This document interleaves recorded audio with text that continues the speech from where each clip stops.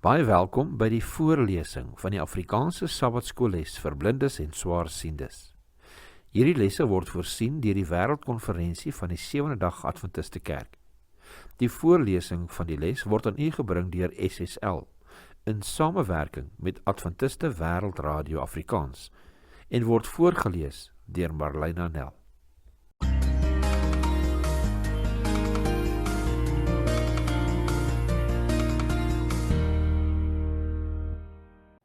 Dinsdag 21 Julie.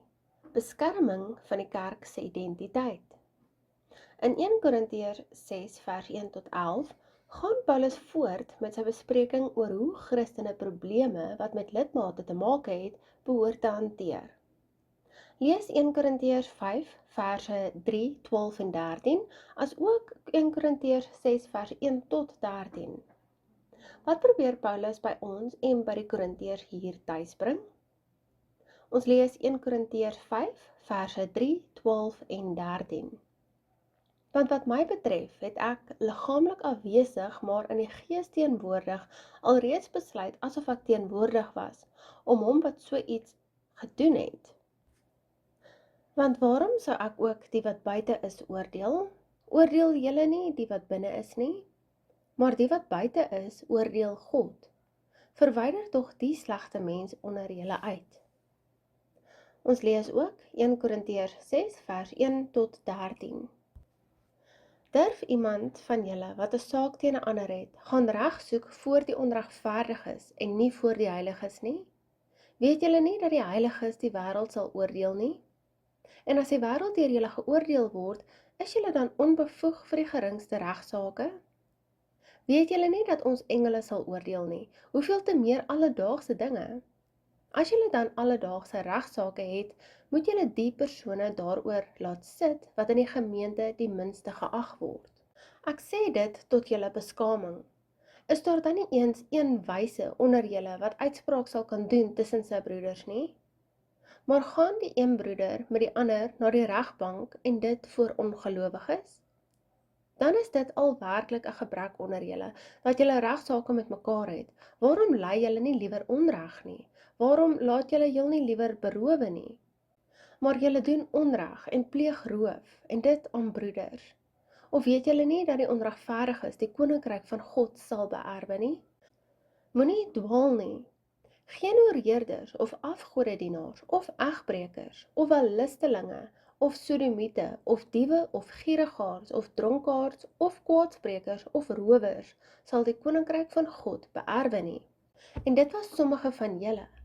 Maar julle het julle laat afwas, maar julle is geheilig, maar julle is geregverdig in die naam van die Here Jesus en deur die Gees van onsse God. Alles is my geoorloof, maar nie alles is nuttig nie.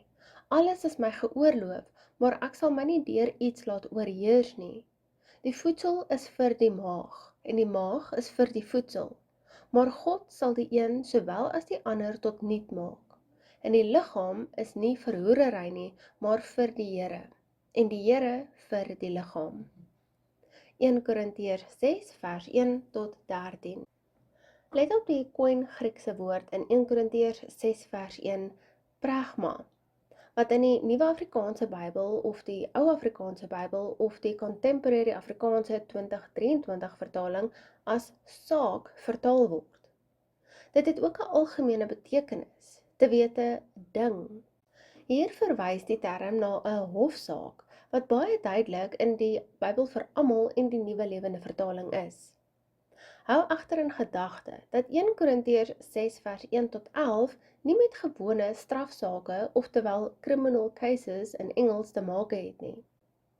Tog betwyfel Paulus nie hier die gesag van burgerlike howe waarin strafregtelike aangeleenthede hanteer word nie. Diese gesag word immers in Romeine 13 vers 1 tot 5 bekragtig. Romeine 13 vers 1 tot 5 lees: Laat elke mens hom onderwerp aan die magte wat oor hom gestel is, want daar is geen mag behalwe van God nie. En die wat daar is deur God ingestel, sodat hy, wat hom teen die mag versit, die instelling van God weerstaan, en die wat dit weerstaan, sal hulle oordeel ontvang. Want die owerhede is geen voorwerp van vrees by die goeie dade nie, maar by die slegte. Maar wil jy die mag nie vrees nie? Doen wat goed is, en jy sal lof van hom ontvang. Want hy is 'n dienaar van God, jou ten goeie. Maar as jy kwaad doen, vrees dan, want hy dra die swaard nie verniet nie. Want hy is 'n dienaar van God, 'n wreker om die een wat kwaad doen te straf. Daarom is dit noodsaaklik om jou te onderwerp, nie alleen ter wille van die straf nie, maar ter wille van die gewete. Romeine 13 vers 1 tot 5.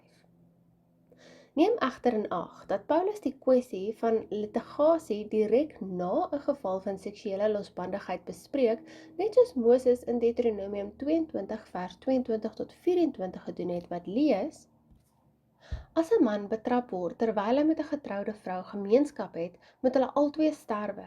Die man wat met die vrou gemeenskap gehad het en die vrou. So moet jy dan die kwaad uit Israel uitroei. As 'n dogter, 'n jong meisie, aan 'n man verloof is en iemand kry haar in die stad en hou met haar gemeenskap, dan moet julle hulle twee na die poort van die stad uitbring en hulle stenig, dat hulle sterwe, die dogter omdat sy in die stad nie geskreeu het nie, en die man omdat hy die vrou van sy naaste onteer het. So moet jy dan die kwaad uit jou midde uitroei. Deuteronomium 22 vers 22 tot 24. Dit toon hoe skrifgetrou Paulus in sy hantering van kerkprobleme was. Die feit dat 1 Korintiërs 6 vers 1 tot 11 se hofsaake tussen gelowiges op een lyn gestel word met skrifgedeeltes wat oor seksuele losbandigheid gaan, beteken moontlik dat die saak of klag waarvan 1 Korintiërs 6 vers 1 praat, ook met seksuele losbandigheid te maak het. Hier kan ons nie verseker sê of dit wel die geval is nie. Was dit 'n siviele saak oor 'n kleiner geskil soos oor 'n eiendom of iets groot soos seksuele wangedrag? Wat die aard van hierdie pragma ook al was, Paulus was teleurgestel dat lidmate hulle tot 'n burgerlike hof gewend het. Kan hulle dan nie soos broers en susters in Christus hul geskille onderling oplos nie? Waarom klop hulle by 'n regter wat nie gelowig is nie om 'n beslissing aan, soos gelees in 1 Korintiërs 6 vers 1? Dit is ook moontlik, soos party aanvoer, dat die litigante van 1 Korintiërs 6 vers 1 die pa en seun van 1 Korintiërs 5 vers 1 is. Hoe dit ook al sy, mens hoef nie die presiese aard van die kwessie te verstaan ten einde te weet wat die apostel hier aanvoer nie. Paulus was besorg oor die kerk se identiteit, dat dit 'n gemeenskap in Christus moet wees en derhalwe die regte indruk by buitestanders moet laat. Christene behoort nie hul gruwe in die openbaar te lig nie, 1 Korintiërs 6 vers 6. Hulle behoort ook nie hulself tot seksuele metodes te wend, en dit oor dinge wat binne kerkgeleedere hoort en daar opgelos moet word nie. In die Romeinse Ryk het die howe individue voorgetrek wat meer geld of 'n hoër politieke pos as 'n ander litigant gehad het. Daarenteen behoort gelowiges geskille op 'n Christus-sentriese wyse te besleg en so hulle self van sekulêre standaarde te onderskei. Dink 'n bietjie na oor die ondeug wat Paulus in 1 Korintiërs 5 vers 10 en 11 asook hoofstuk 6 vers 9 en 10 lys. Waarom word seksuele sondes saam met ander sondes soos afgoderry, diefstal, gierigheid en geldafpersing genoem?